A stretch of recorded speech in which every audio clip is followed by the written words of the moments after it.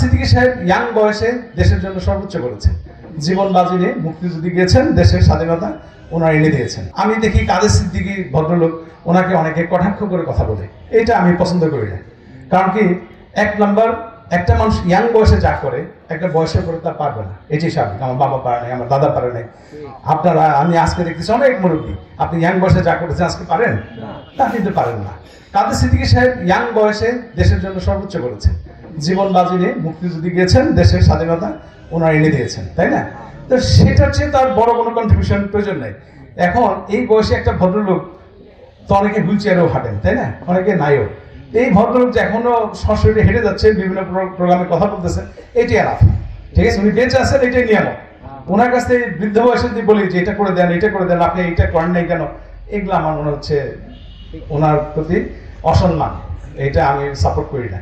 যে যা করেছে ভালো, তার ভালোটা করা উচিত, আর যে এটা ভালো করে নাই সেখানে চুপ থাকাই উচিত। পদ্মা সেতু, মেট্রো রেল এবং এলিভেটেড এক্সপ্রেসওয়ে নির্মাণের গর্বিত অংশীদার বসুন্ধরা সিমেন্ট।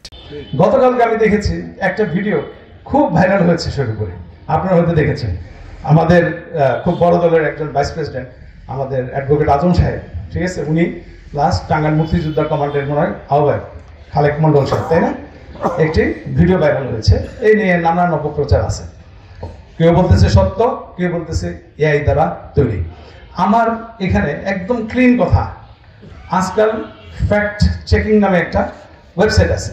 আপনার যে কোনো এআই বেসড যে কোনো পিকচার, ঠিক আছে, যে কোনো পাশাপাশি দাঁড়ানো পিকচার, অনেক কিছু, ওইখানে আপনি যদি ইনপুট দেন, ওরাই বলে দিবে যে এটা কি সঠিক ছিল না মিথ্যা, তাই না? সো ওইটা ওখানে সাবমিট করে একটা আশা করি এটা মিথ্যা হবে, তাহলে এনে কোনো অনলাইনে দিলেই হলো। যদি এটা মিথ্যা হয় তাহলে অবশ্যই আজম ভাইয়ের বিরুদ্ধে যে অপপ্রচারগুলো হচ্ছে আজম সাহেবের বিরুদ্ধে, এটারও আমি বিরুদ্ধে, ঠিক আছে না? যদি এটা মিথ্যা হয় তাহলে এই অপপ্রচার কি আজম সাহেবের বিপক্ষে চালানো উচিত? ডেফিনেটলি না। তাই সেক্ষেত্রে আমরা আজম সাহেবের সাপোর্ট করবো যে না, ওনার বিরুদ্ধে অপপ্রচার কেউ করবেন না। কিন্তু জিনিসটা যদি সত্য হয় তাহলে তো লজ্জার বিষয়।